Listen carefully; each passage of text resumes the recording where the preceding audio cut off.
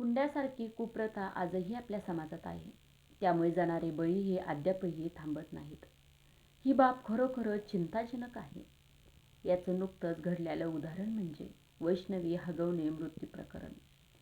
16 मे रोजी राष्ट्रवादी काँग्रेस पक्षाचे नेते राजेंद्र हगवणे यांची सून वैष्णवीने आत्महत्या केली. यामागे हुंडासाठीचा छळ, कौटुंबिक हिंसाचाराचे आरोप आहेत. या प्रकरणात वैष्णवीचे सासरे आणि दीर हे दोघेही फरार होते. हे संपूर्ण प्रकरण काय आहे हे आपण जाणून घेऊया. 16 मे 2025ला काय घडले नेमके तेच आजच्या व्हिडिओमध्ये आपण पाहूया. पुण्यातील मुळशी तालुक्यातील भुक्कुम येथे 16 मे 2025 रोजी वैष्णवी शशांक हगवणे या 23 वर्षीय विवाहितेने गळफास घेऊन आत्महत्या केली. वैष्णवी राष्ट्रवादी काँग्रेसचे नेते राजेंद्र हगवणे यांची सून होती. वैष्णवीच्या मृत्यूमुळे राज्यभरात खळबळ उडाली आहे.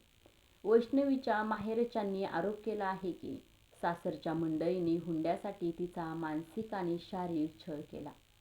लग्नाच्या वेळी 51 तोळे सोने, एक फॉर्च्युनर कार आणि इतर महागड्या वस्तू दिल्या गेल्या होत्या. पण नंतरही वैष्णवीकडून आणखी पैशाची मागणी करण्यात आली आणि तिला घरातूनही बाहेर काढण्यात आले होते. वारंवार होणारा छळ सहन न झाल्याने तिने आत्महत्या केली. हे प्रकरण खरंच आपल्याला सुन्न करणारे आहे. धन्यवाद.